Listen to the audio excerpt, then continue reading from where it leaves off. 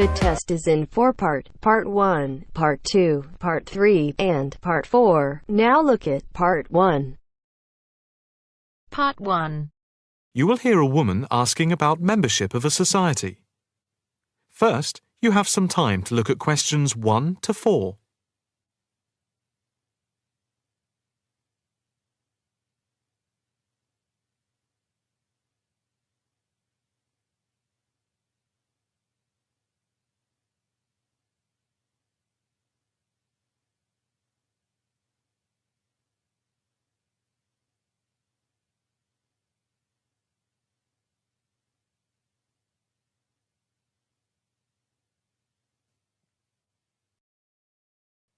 Now the test will begin.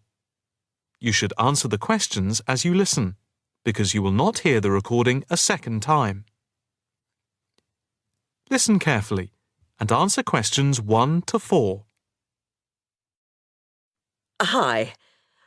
I'd like some information about joining the International Arts Society. That's no problem. What exactly can I help you with? First of all, I'd like to know about the membership fee. Well, there are 2 types of membership. Can you tell me what they are? First, there is lifetime membership, which means that you can have access to all the facilities at the Society itself and all exhibitions. Plus, you can have discounts to various events at affiliated arts organisations here and abroad. And on top of that, you can use the lifetime members' room. How much is that type of membership? Well, the lifetime membership fee is £1,537. OK. It's rather a lot to pay in one go. What about the other membership? The ordinary membership, that's £193 per year. That sounds a bit more reasonable. What does that entitle you to? You can visit the Society, including the exhibitions, the library, and follow the arts programmes on weekdays during the opening times from 10 a.m. to 9 p.m, and at the weekend between 10 a.m. and 5 p.m. On Saturday, if there's a special event like a lecture or restricted showing of an exhibition, then it opens until 9 p.m. So, what is the difference between this and the lifetime membership? In the long run, you save money as you're making a one-off payment, and you have exclusive use of the lifetime members' room. OK. What arts programmes do you run? Well, the Society has a very extensive programme to cater for all tastes. There's a series of exhibition rooms for the permanent collection of paintings, watercolours and sculpture. And then there's a new exhibition area which opened at the beginning of the year. And we run a series of courses and lectures to go with the exhibitions. Can I ask about the lectures? What is scheduled for this year? The latest list is in this leaflet. Oh, yes. That looks very good. Are all the exhibitions, etc., free if I join? Yes, everything is free. That's fair enough. I think in that case I'll join. Before you hear the rest of the conversation, you have some time to look at questions 5 to 10.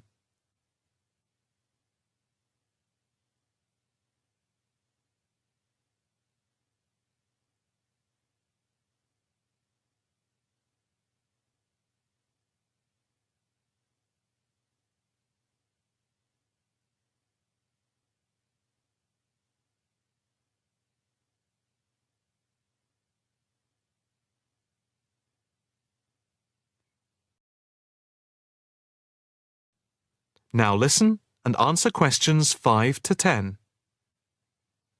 I just need to take your name, address and telephone number. First, your name. Margaret Rochester. I take it that's Rochester. Yes, that's it. And the address? It's 55 Stone Avenue. OK. Avenue. And the postcode? Let's see. It's M A7 4PQ. And a daytime telephone number? Can I give you my work number? Yeah, that's fine. It's 0207 895 2220, and the extension is 6633. Can I pay by credit card? Yes, of course. Do you want to pay for the full year at one time or by monthly instalments? You pay £4 extra a month if you pay by instalments. OK. I think I'll pay by monthly instalments. Right. If you just complete this form, then we can set up the monthly payments. OK. If you just put your PIN number in the machine, I can deduct the first month's payment. Right. That's gone through. Here's your card. I now just need to take your photograph over here, and then I can put it on your membership card. OK. That's it. I'll just print out your membership card. Right, here you are. Thank you. By the way, can I bring any friends to the Society exhibitions and lectures? With the ordinary membership, we can issue a day pass once a fortnight, which allows you to bring a friend in. But you have to accompany them. Thank you. Can I go in now? Yes. You just swipe your card here. That is the end of part 1. You now have half a minute to check your answers.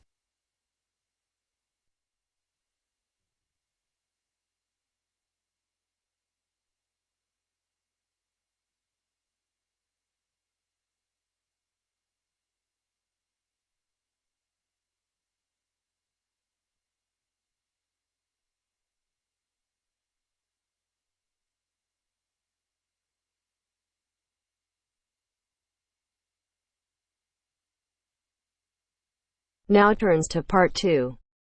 Part 2. You'll hear a tour guide talking to a group of visitors about Bestley Castle. First, you have some time to look at questions 11 to 15.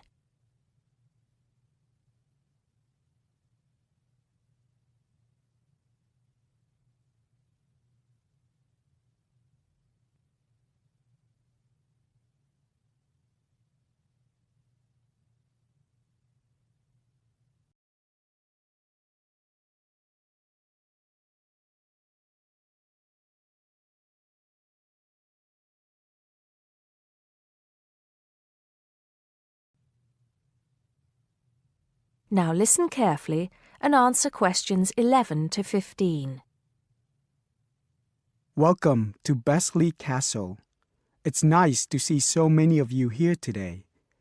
Before we go in, I'd like to tell you some information about the castle, the things to see and do, and the facilities available to you in the grounds. We'll do our best to make this a truly memorable visit. Now, the castle grounds are quite big, and we don't want you to get lost, so I'm going to give you an idea of the layout. At the moment, we are at the entrance, and immediately to our left is the Tourist Information Office. Go here if you need any questions answered. They'll be happy to help. And of course, behind the tourist office is the car park where the coach dropped you off. And it'll also pick you up from the same spot at 5 p.m. today. In front of us are the water gardens. If you stroll through, you get to the North Bridge, which is the entrance to Bestley Castle. Take your time and enjoy looking around the castle. There's a lot of history steeped in those walls. As you leave the castle via the South Bridge, you'll be greeted with the sight of roaming deer. During the day, there will be scheduled feeding opportunities where visitors can get involved. However, we do request that you do not feed the deer outside these times. To the right of the deer park is the Castle Museum, and behind that is our award-winning restaurant. It's a relatively new addition to the castle grounds, but is fast gaining a reputation for its food. Alternatively, you can choose to dine in the picnic area on the other side of the deer park. It's perfect for the family as it's next to the kids' play area and homemade ice cream hut. We hope that on your way out, you pop into the gift shop by the exit for something to remember us by. Before you hear the rest of the talk, you have some time to look at questions 16 to 20.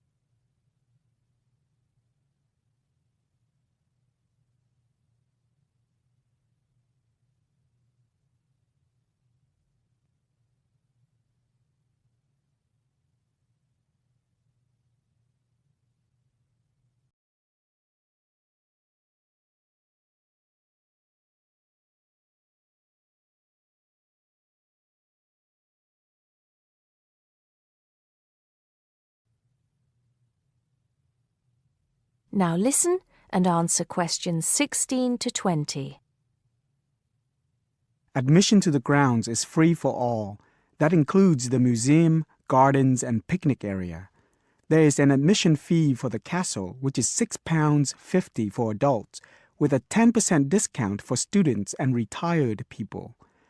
Children under the age of 16 pay half adult price, and under 8 go in free. There are many spectacular events throughout the year, and for most of them, there's also an admission fee. As these events are in high demand, it's a good idea to book well in advance. Some of the exciting events planned for this year are the Summer Medieval Festival, where you can watch old-fashioned knights and experience a feast in the halls of the castle, as if you were a guest of King Henry VIII himself. There are several concerts planned this year too, including a rock concert at an admission price of £10 per person and a special jazz concert which is free to the public. I'm sure you'll agree that all tastes and ages will be satisfied. One scary but extremely popular event is the annual Haunted Castle event at the end of October, where the castle comes alive at night. Why don't you come along if you're brave enough? Another sight to see is the fantastic firework display on November 5th, and the cost of that includes refreshments. We also have a long tradition of raising money for charity. The charity event held every year on the first day of May will this year be an archery contest. Entrance is free, but donations are certainly welcome. This year, we'll be collecting money on behalf of a charity for elderly people, Age Concern. Just in case you can't remember all of that, you can pick up a leaflet showing the timetable and prices for all events from the Tourist Information Desk. You can also go online to get this information from our website. That is the end of part 2.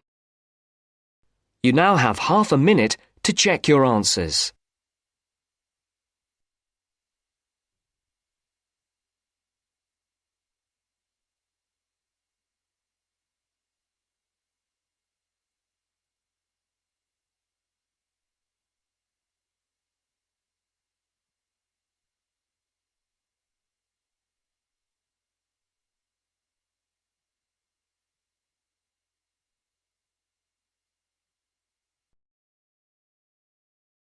Now turns to part 3.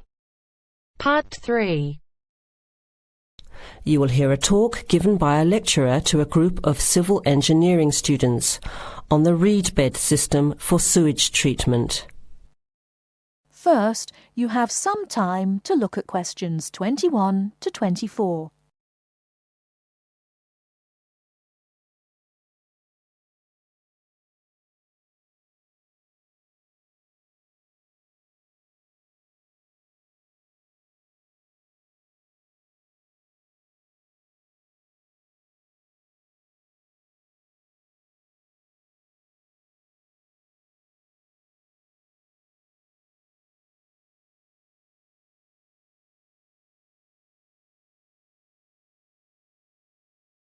Now, listen carefully and answer questions 21 to 24.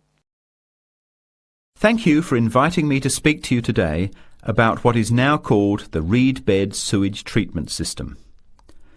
This system uses naturally occurring reeds to treat domestic and industrial waste. It's an environmentally friendly alternative to normal systems. You all know what reeds are like, don't you?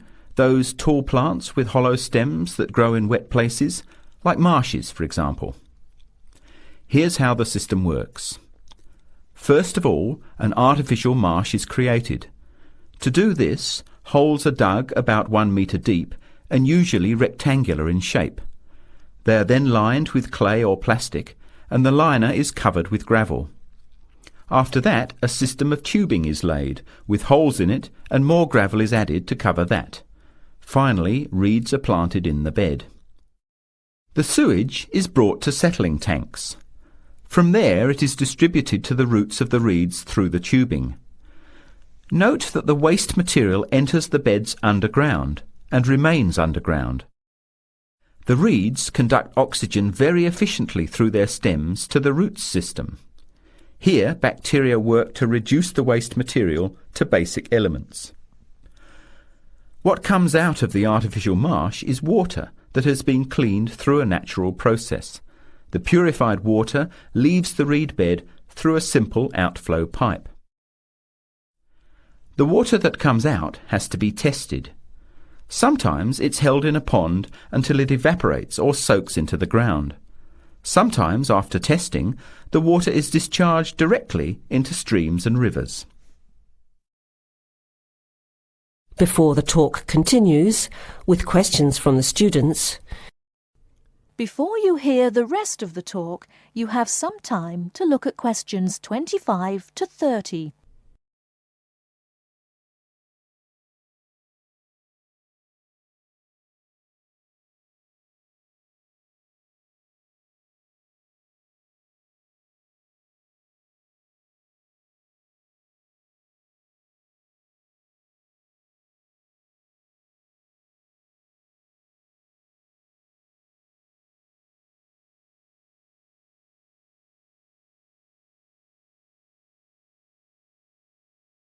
Now listen and answer questions 25 to 30. The reed bed system originated in Germany in the 1970s, and installations have been built in a number of countries throughout the world. To give you an idea of the size and appearance of a reed bed installation, an area of 3 by 5 metres approximately would be adequate for a single house. It would look like a pond overgrown with reeds. There are cities with 150,000 people in Germany whose entire sewage treatment requirements are served by reed bed installations which extend for 10 to 20 hectares. There are two wonderful environmental advantages. First of all, reed bed systems are natural composters. As time passes, high-grade soil builds up in the beds. The soil can be removed and used for agricultural purposes. Soil produced from waste containing heavy metals would of course have to be tested and the toxic material removed by chemical processes. An additional advantage is that the reed bed can function exactly as a marsh, providing a healthy natural home or habitat for waterfowl and other birds, insects, reptiles and mammals. But there are practical advantages to a reed bed system over existing sewage treatment plants as well. At all levels, the cost is lower than for normal systems. Labour costs are a fraction of the costs of a conventional system. Typically, a large-scale reed bed installation will cost 10% less than a mechanical system. They require little maintenance, and unlike mechanical systems, the efficiency of reed beds increases over time. But before we go any further, you must have some questions. Maybe this sounds too good to be true. That's exactly what I wanted to ask. If these systems have so many benefits, why aren't they more popular? Why don't we see them everywhere? As I said, the technology is now almost 40 years old.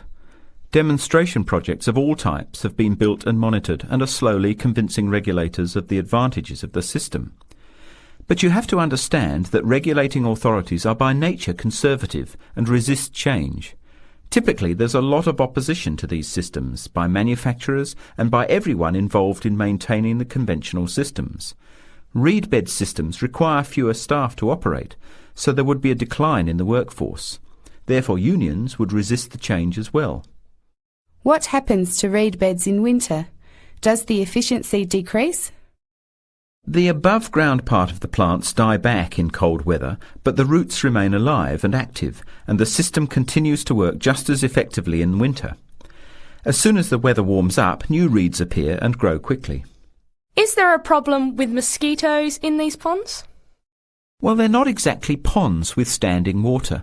The beds look more like a field covered with long grass. The soil is moist, but not like a swamp, so there would be no more mosquitoes than in any other field. Remember, the effluent enters the beds underground and remains underground. OK, let's get into some of the technical details now, and I'll answer questions as they come up. That is the end of part 3. You now have half a minute to check your answers.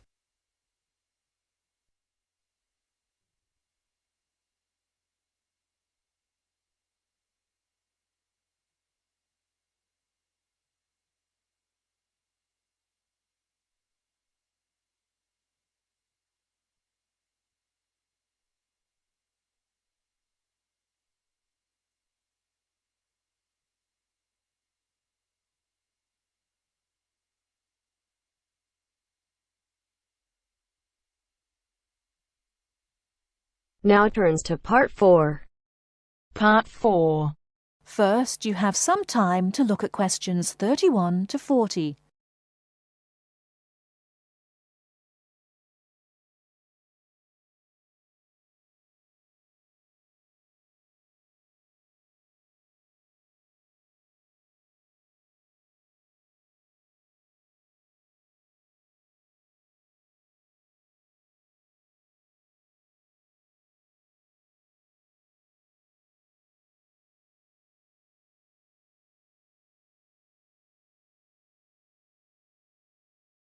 Now listen carefully and answer questions 31 to 40.